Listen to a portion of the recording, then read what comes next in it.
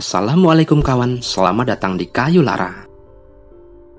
Kompleks Kirchhoff merupakan pemakaman militer tentara Belanda terbesar nomor 2 setelah Tanah Abang.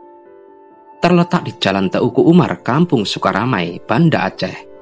Kompleks yang bersebelahan langsung dengan Museum Tsunami Aceh ini memiliki lahan seluas 3,5 hektar dengan 2.200 makam.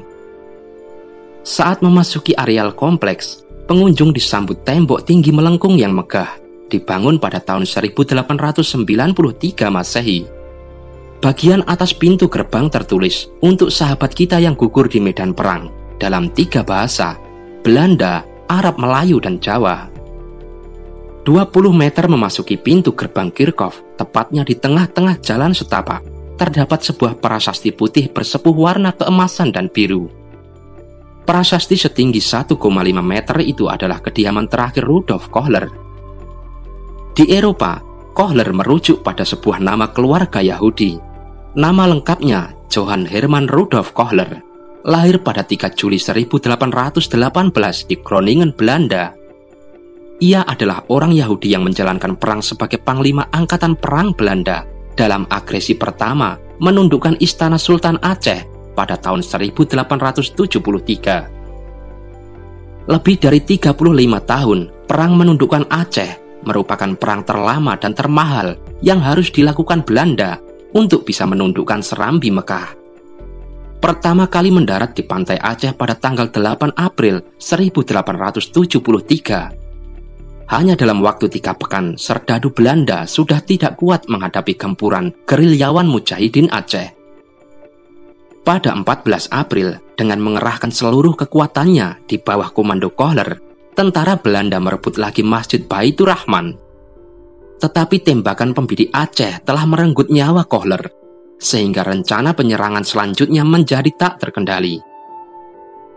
Pasukan Belanda terus berusaha menghantam benteng Aceh di tengah ganasnya para pejuang Aceh yang tak takut mati, sampai akhirnya mereka memutuskan untuk mundur.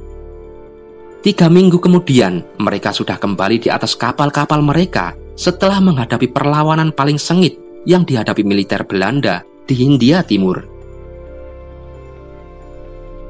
Setelah Indonesia merdeka, tempat meninggalnya Jenderal Kohler di halaman depan Masjid Raya Baitur Rahman itu dibuat sebuah monumen untuk mengenang peristiwa bersejarah tersebut.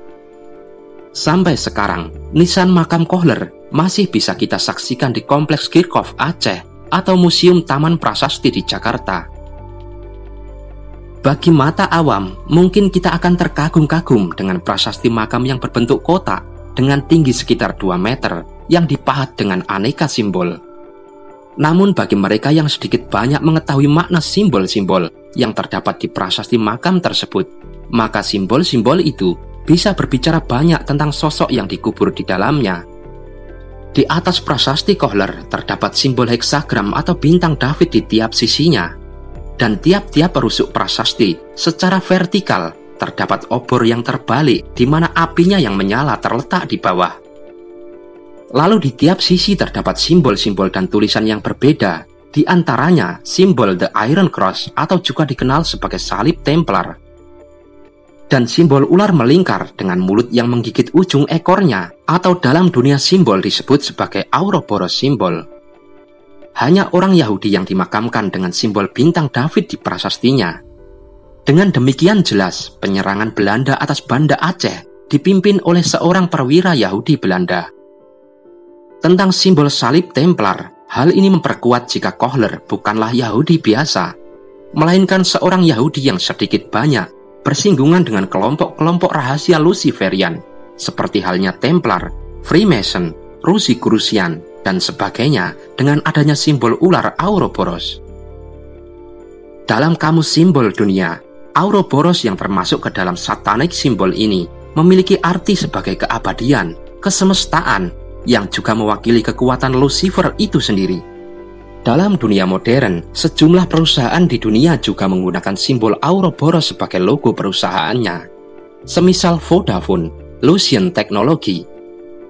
Simbol ini sesungguhnya berasal dari kelompok persaudaraan ular, Brotherhood of the Snake. Jika seorang Yahudi Kabalah juga menggunakan simbol Ouroboros di makamnya, maka Kian memperjelas dan membuktikan jika Mayor Jenderal Kohler bukan seorang Yahudi biasa. Dengan logika sederhana, kita bisa menarik lebih jauh lagi jika atasan Kohler tentu lebih istimewa kedudukannya. Dan secara keseluruhan, hal ini membuktikan jika VOC memang bukan sekedar sebuah maskapai perdagangan biasa, namun sesungguhnya sebuah perahu besar kelompok Yahudi Luciferian. Allahu a'lam bishawab.